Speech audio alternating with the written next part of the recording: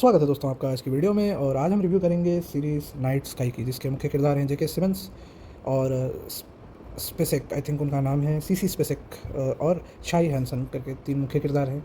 आइए इस शो के बारे में बात करते हैं। तो बेसिकली एक साईफाई शो है और बिना स्पॉइलर दिए थोड़ी सी स्टोरी बताता हूँ। एक कपल होता है, बूढ़ा सा रिटायर्ड कपल, जो एक फार्म हाउस जैसी जगह पर, दूर दराज जगह पर रहते हैं, जहाँ कोई आसपास उनके ज़्यादा लोग नहीं रहते।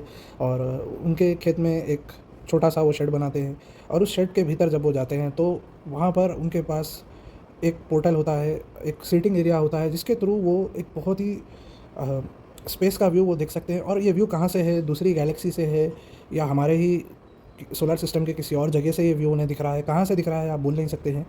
लेकिन जो भी है, बहुत ही अजीब सा व्यू, स्पेस का व्यू उनके सामने होता है। और वो कभी कभी वो लोग जाते हैं, हाँ, इसी तरह 20 साल कुछ बीत जाते हैं और कई साल वो लोग जाते हैं और ऐसे ही बस वो व्यू एंजॉय करके आ जाते हैं। वहाँ एक और दरवाज़ा होता है जिसके भीतर वो नहीं जाना चाहते, क्योंकि उनको डर होता है बेसिकली कि क्यों हम जाएं, हम इस व्यू को देखकर ही खुश हैं। यहाँ से स्टोरी शुरू होती है। अब वो सोचना शुरू करते हैं कि हम बूढ़े हो रहे हैं, क्या हमें इसका राज किसी को बताना चाहिए। और वहीं से फिर उनके साथ ट्विस्ट शुरू होते हैं। वो क्या चॉइस करते हैं, किसे बताने का सोचते हैं, और शायद किसी को पता चल जाए, ऐसा भी हो सकता है। उन्हें खुद इस मिस्ट्री के बारे में पूरी तरह से पता नहीं होता कि यहाँ हो क्या रहा है। वो सिर्फ व्यू देखने के लिए जाते हैं। अब विदाउट स्पॉइलर शो के बारे में बोलूँगा। बहुत ही स्लो पेस शो है, मैं कहूँगा इसे मत देखिए। बहुत कम शोज़ के लिए या मूवीज़ के लिए मैं बोलता हूँ कि मत देखिए करके।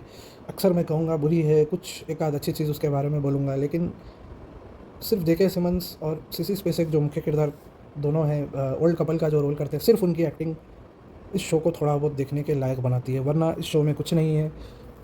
और इस शो का कॉन्सेप्ट यूनिक है, लेकिन इस शो की पेसिंग बिल्कुल मर्डर कर देती है इस शो का। और आप बोर हो जाते हैं बिल्कुल आपको देखने का। और मिस्ट्री क्या है, क्यों है, अगर आप कोई भी मिस्ट्री शो देखते हैं तो आप जानना चाहते हैं क्या हो रहा है। ये शो ऐसा है, आप एक दो एपिसोड में आप इतना बोर हो जाएंगे, आपको जानने का मन भी नहीं करेगा कि वो एक्चुअली क्यों हो रहा है, कैसे हो रहा है करके, क्या करना चाहते हैं ये लोग, वो भी मन नहीं करेगा देखने का। और बहुत स्लो राइटिंग है, मतलब हर चीज़, हर मोमेंट बहुत स्लो है। और ओल्ड कपल का हमें रोमांटिक मोमेंट्स काफ़ी दिए गए हैं जो कि ठीक है, लेकिन वंस अगेन बहुत ही स्लो है। एक और ट्रैक शो में इंट्रोड्यूस किया जाता है, उनकी एक ग्रैंड डॉटर होती है, उसकी भी लाइफ में क्या हो रहा है वो भी हमें देखने मिलता है, जो कि फ्रैंकली मुझे बहुत ही बोरिंग लगा। और मुझे वो पूरे किरदार के बारे में मुझे ऐसा लगा कि उसकी शो में ज़रूरत नहीं थी। मेन जो हमारे ओल्ड कपल है उन्हीं पर पूरा शो का फोकस होना चाहिए था। कॉन्सेप्ट अच्छा था, कॉन्सेप्ट बहुत अच्छा है शो का एक्चुअली, अगर आप इस शो को देखें और समझें, लेकिन एग्जीक्यूशन बहुत ही ख़राब है। आइए अब स्पॉयलर्स की बात करते हैं। तो बेसिकली स्पॉइलर में हम जा रहे हैं। उस शो का एक इस शो में होता यह है कि उन कपल को ऐसे लगता है हम बूढ़े हो गए हैं, रिटायर होना चाहिए, और बेसिकली हम कब तक ये इसको ऐसे ही दूर से देखते रहेंगे। दोनों पति पत्नी के अलग अलग व्यूज़ होते हैं। पति का मानना होता है कि हमें वहाँ उनके पोर्टल में दरवाज़ा होता है जिसे खोलकर वो वहाँ जा सकते हैं, जो चीज़ को वो देख रहे हैं स्पेस में, लेकिन वो जाना नहीं चाहते। पति को लगता है ख़तरनाक है, क्यों जाएँ, देख रहे हैं यही काफ़ी है। पत्नी को ऐसे फील होता है अचानक से एक दिन के, अब मैं मरने वाली हूँ, एक बार देख लेती हूँ क्या है, जाकर देख लेती हूँ कैसा है। और वो अपनी तैयारी कर लेती है मरने की। वो कहती हैं देखो अगर मरना ही है तो वो जाकर रियल में देखकर मरती हूँ, वहाँ जाकर मरती हूँ। और वो जाने की कोशिश करती हैं, लेकिन जाने का इरादा करती हैं, लेकिन वो दरवाज़ा खोलती हैं तब वहाँ से एक लड़का यहाँ अंदर आता है इनके पास। और उस लड़के की याददाश्त चली जाती है और वो फ़ौरी दरवाज़ा बंद कर लेती हैं और उस लड़के को लेकर अपने घर में अपने पति को बुलाकर उस लड़के को लेकर घर आ जाती हैं।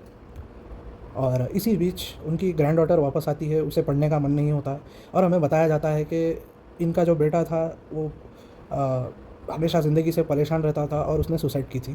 उसके मरने के बाद इन्हें इस पूरे पोर्टल के बारे में पता चला था। जब ये किसी वजह से खुदाई कर रहे थे खेत में, तब इन्हें पता चला कि यहाँ पर ये कई साल से मौजूद है, और इनको खबर भी नहीं थी कि इनके घर में एक एलियन पोर्टल मौजूद है। अब हम ये पूरी एक मिस्ट्री होती है, और यहीं पे एक पूरा साइड ट्रैक चलता रहता है। साउथ अमेरिका में, अर्जेंटीना में मेरे ख्याल से, एक लेडी और उसकी बेटी अकेले कहीं दूर दराज मकाम पे रहते हैं, और उनके घर के पास एक चर्च होता है, और चर्च के नीचे एक और पोर्टल होता है, एलियन पोर्टल होता है। और वो जो लेडी है वो पूरी तरह से जानती हैं वो क्या है। वो अपनी बेटी को सिखाने वाली होती हैं कि ये पोर्टल क्यों है, क्या है, और हम यहाँ इतना दूर दराज क्यों रहते हैं। और वहीं पर फिर एक पूरा का पूरा सीक्वेंस शुरू होता है जब वो लड़का इन ओल्ड कपल की ज़िंदगी में आता है और उनकी ग्रैंड डॉटर वापस आती है। वो पढ़ना नहीं चाहती तो वो इनके पास वापस आती है, पूरी कहानी शुरू होती है।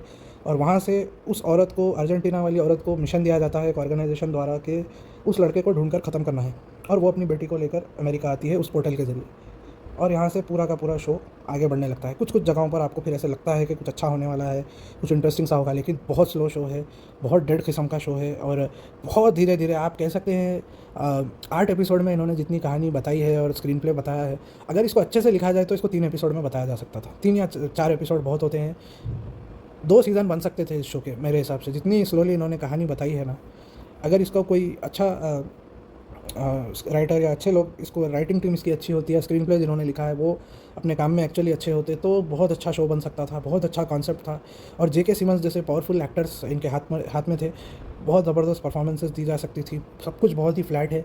इवन जेके सिमन्स के उनकी वाइफ के साथ जो इमोशनल मोमेंट्स हैं और जो इमोशनैलिटी वो लाने की कोशिश कर रहे हैं और जो पॉइंट्स लाने की कोशिश कर रहे हैं कि अपनी ग्रैंड डॉटर से जो उनका इमोशनल कनेक्ट है या अपने बेटे से जो उनका कनेक्शन था, उसको ऐसे फील हो रहा है वो ज़बरदस्ती ला रहे हैं। In the middle of a great alien thriller और एक middle of a great sci-fi, आप ये चीज़ों के बारे में थोड़ा बहुत बात करें अलग बात है, इसको पूरे सीन्स और कई मिनट्स सिर्फ इनके इमोशंस को डेडिकेट करना बहुत बड़ी मिस्टेक है। देखिए, ऑडियंस कोई एक चीज़ के लिए आएगी, या तो फिर आप एक इमोशनल ड्रामा बनाएं कि वो उन्होंने अपना परिवार खोया, उस बच्ची ने अपना बाप खोया, इन्होंने अपना बेटा खोया, वो कैसे रहेंगे और उनको अचानक ये लड़का मिलता है। मैं बोल रहा हूँ नॉर्मली साईफाई को हटा दें आप, या तो आप ऐसा शो बनाएं या फिर आप कुछ ऐसा बनाएं कि भाई बिल्कुल नेक्स्ट लेवल, उन पोर्टल्स में से क्या होता है आपको आइडिया भी नहीं है, क्यों वो हैं, और बहुत ही ज़बरदस्त एक मिस्ट्री बनाए। ये शो दोनों बनाने की कोशिश करता है और कुछ नहीं बनाता है बेसिकली। दोनों तरफ से ना वो मिस्ट्री कोई अच्छी दूर तक जा पाती है, ना इमोशनल एस्पेक्ट आप कनेक्ट कर पाते, क्योंकि देखिए, आप अगर एक मिस्ट्री शो देख रहे हैं, आप इमोशनली आप नहीं सोच सकते, आपका दिमाग उसमें मिस्ट्री में चलता है कि आगे क्या होगा, आगे क्या होगा। जब इमोशनल सीन्स आते हैं, वो अपनी ग्रैंड डॉटर को कुछ समझा रहे हैं, वो आकर कुछ रो रही है, आपको वो फीलिंग नहीं आएगी जो वो फीलिंग लाना चाह रहे हैं शो में। देखिए, 1-2 सीन्स ऐसे हों तो आपको फीलिंग्स आएंगे। आधा-आधा एपिसोड अगर सिर्फ फीलिंग्स के बारे में हो और कुछ साई-फाई के बारे में हो, तो फिर वो मज़ा नहीं आता है। वो शो देखने का कोई फ़ायदा नहीं है मेरे हिसाब से। बहुत वेस्ट किया है सभी के परफॉर्मेंसेस को। वेरी बैड शो, मैं कहूँगा ओवरऑल 5 में से मैं 1.5 दूँगा इसे। उम्मीद करता हूँ आपको ये रिव्यू समझ आया होगा। वीडियो देखने के लिए धन्यवाद। Have a good day.